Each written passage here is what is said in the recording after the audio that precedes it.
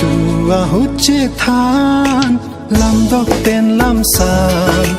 char nam li che don si puan sen ka ching sa Chua huche than lam dok ten lam sam char nam li che don si puan sen ka ching sa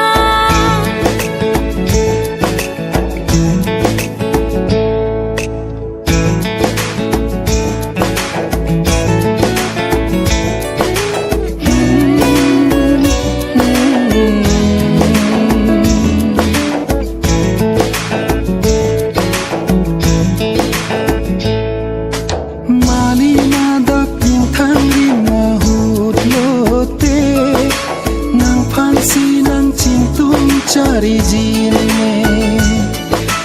bon tane phan kang hon ko andone nang se alam ni nang chini ne chuda kang hon si chanam non pudola itu ma kang hon si jadi che pasuri nang sengbirim vetnang phansi jadi che pasuri nang sengbirim vetnang phansi chua huche than lam dok pen lam sam char nam li che don si puan sen ka ching sa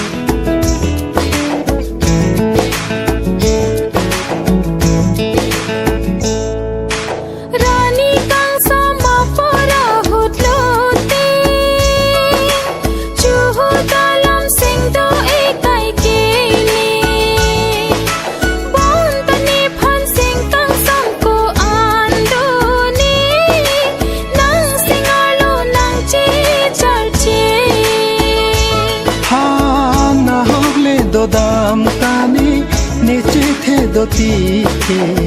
nang raje baru lene nang senche pathir tu de kang hondo Vietnam phane sengri che pathira do kang hondo Vietnam phane chua huche than lam dok pen lam sam char nam li che don si puan sen ka ching sa chua huche than lam dok pen lam sam char nam li che don si puan sen ka ching sa char nam li che don si puan sen ka ching sa char nam li che don si puan sen ka ching sa char nam li che don si puan sen ka ching sa